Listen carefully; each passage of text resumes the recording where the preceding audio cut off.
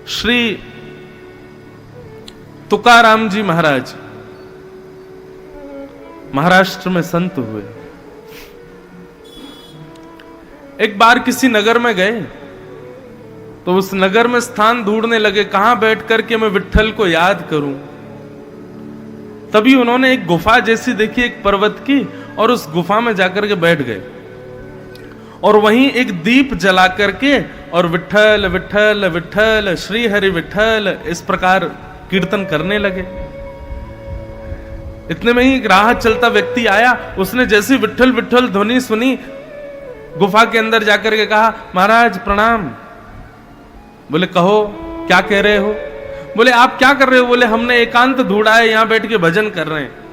बोले भगवान कहीं और चले जाइए, यहां मत बैठिए। बोले क्यों? बोले इस गुफा में एक प्रेत आत्मा रहती है और यहां से देर रात्रि में आने जाने वाले लोगों को पीड़ा पहुंचाती है और कभी कभी मृत्यु भी कर देती है। तो आपसे प्रार्थना है, हम तो इस नगर के वासी हैं, आपको बता रहे हैं, आप यहां मत बैठो। तुकाराम जी बोले अब तो हम बैठ गए, अब हम नहीं उठेंगे, चाहे प्रेत आ जाए चाहे कोई आ जाए। खूब प्रार्थना की लेकिन नहीं उठे। वो व्यक्ति वहां से चला गया। श्री तुकाराम जी महाराज भजन करने लगे, विट्ठल विट्ठल जय हरि विट्ठल श्री हरि विट्ठल कीर्तन करने लगे। इतने में ही सामने एक विशाल विकराल राक्षस स्वरूप एक प्रेत प्रकट हो गया। तुकाराम जी उसको देख करके और जोर जोर से कीर्तन करने लगे। तो वो कभी ऊंट बन जाए, कभी चूहा बन जाए, कभी चींटी बन जाए, कभी हाथी बन जाए, कभी शेर बन जाए और बार बार रूप बदल करके तुकाराम जी को डराए। जब इतने रूप उसने बदल लिए तो महाराज यहां तुकाराम जी दंडवत प्रणाम करने लगे, बार बार साष्टांग करने लगे, जय हो मेरे पंडरीनाथ भगवान, जय हो मेरे विट्ठल भगवान। आहा कितना सुंदर रूप आपका। वो शेर बन के दड़ा रहा है और तुकाराम जी कह रहे हैं आहा कितने सुंदर लग रहे हैं आप।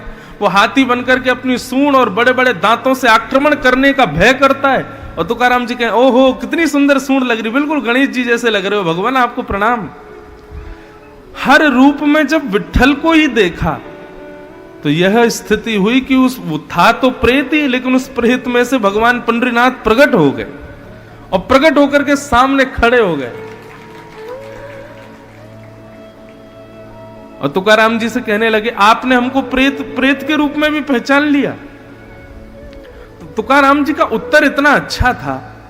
वे कहते हैं आप कभी चींटी बन रहे थे, कभी हाथी बन रहे थे, कभी शेर बन रहे थे, कभी अन्य अन्य रूप धारण कर रहे थे। नाथ मेरा मन तो ऐसा कहता है इतने रूप धारण करने की सामर्थ्य भूत प्रेतों में नहीं, इतने रूप धारण करने की सामर्थ्य तो केवल मेरे पंडरीनाथ में है, केवल मेरे विट्ठल में है। इस विश्वास से मैं आपको प्रणाम कर रहा था।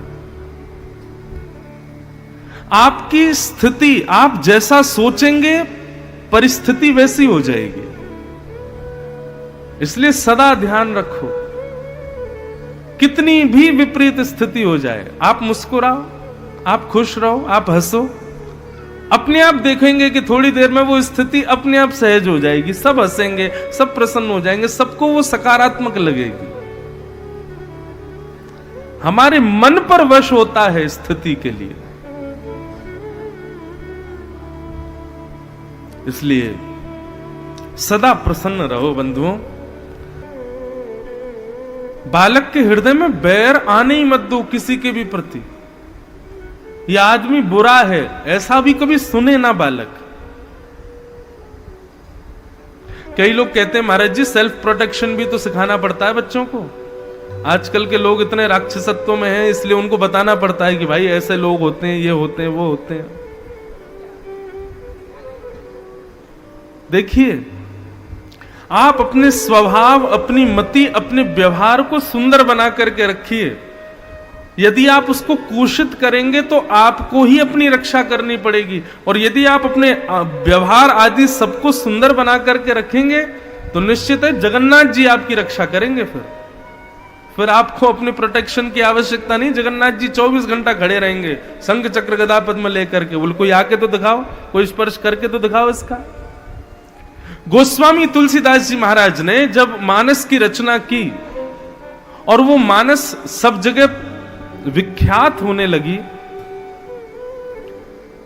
तो काशी में एक से एक उनके शत्रु हो गए थे। काशी जी में सबको यही लगता था कि ये इतने विद्वान क्यों होते जा रहे हैं।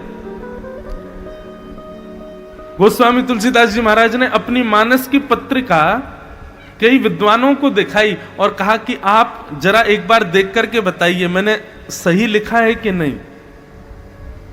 तो जो भी विद्वान पढ़ता तो उसके मन में महाराज ऐसा भाव आ जाता कि ओहो, इतना सुंदर भाव तो कभी रामायण पढ़ करके हमारे हृदय में उत्पन्न नहीं हुआ, जो मानस जी देख करके एक बार हो गया। लेकिन ईर्ष्या की वजह से कि इसने इतना अच्छा लिखा है, सब उनके मुंह पर ही अवहेलना कर देते, बोले ये कैसे शब्द हैं, ग्रामीण शब्दों का प्रयोग कर रहे हो, आदि आदि बात। लेकिन गोस्वामी जी को उससे कोई फर्क नहीं पड़ता था, फिर भी हृदय से लगा करके रखते। गोस्वामी जी से बैर करने वाले अनेक लोग हो गए थे। एक ब्राह्मण था, मुझे उसका नाम स्मरण में नहीं है, वो ब्राह्मण तो बहुत ही ईर्ष्या करता था। उसने कितना प्रयास किया गोस्वामी तुलसीदास जी महाराज से बैर करने का। एक बार गोस्वामी जी गंगा के तट में स्नान कर रहे थे और स्नान करने के बाद आचमन कर रहे थे। गंगा जी में बाढ़ आ रही थी तो पात्र से जल लेकर के बाहर ही नहा रहे थे। इतने में ही वो जो ईर्ष्या करता था गोस्वामी जी से, वो पीछे से आया और आकर के उसने गोस्वामी जी को धक्का दे दिया बाढ़ के जल में, ये डूब जाए। परंतु जैसे गोस्वामी जी गिरे गंगा जी में, इतने में ही एक परम सुंदरी युवती गंगा जी में प्रकट हो गई और गोस्वामी जी को गोद में लेकर के तुरंत बाहर व्यवस्थित कर दिया। स्वयं गंगा मैया प्रकट हो गई। एक बार उस व्यक्ति ने एक बड़ा डंडा हाथ में लिया कि मैं गोस्वामी जी के पीछे से जाकर के सिर में मार दूंगा और उनकी विस्मृति हो जाएगी, सर फूट जाएगा, मृत्यु हो जाएगी, जो भी भाव। सही समय जान करके जैसे ही मारने के लिए गया तो जैसे ही डंडा गोस्वामी जी को स्पर्श करने वाला था, इतने में ही एक प्रचंड गदा आगे आ गई और आकर के उस डंडे से गोस्वामी जी की रक्षा हो गई। हनुमान जी ने रक्षा की।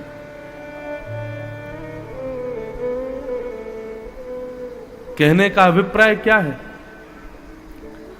अपने भावों को आप अपनी सुरक्षा के लिए, कई लोग कहते हैं महाराज जी हम चतुराई, थोड़ी सी क्लेवरनेस होना बहुत जरूरी है, आज का संसार भलाई का नहीं है, थोड़ा सा बुद्धिमान होना बहुत जरूरी है, थोड़ा सा चतुर होना बहुत जरूरी है। इसका मतलब आप अपनी सुरक्षा की जिम्मेवारी अपने हाथ में ले रहे हो। लेकिन यदि आप ये चतुराई और ये सारे ये क्लेवरनेस वगैरह एक कोने में रख दो, अपने आप को शुद्ध पवित्र रखो, तो जिस प्रकार एक ख्याति प्राप्त व्यक्ति के साथ में बॉडीगार्ड रहते हैं ना, ऐसे हमारे साथ जगन्नाथ जी रहेंगे कि भाई ये तो बड़ा सरल है, बड़ा सीधा है, इसका हृदय बड़ा सहज है, कहीं कोई इसका कोई अनुचित ना करे, इसलिए इसकी रक्षा की जिम्मेवारी मेरी है। इसलिए प्रयास करो, ज्यादा विकार हमारे अंदर जन्म ना लें बंधु। विकारों से बुद्धि, स्वभाव सब विकृत होता है।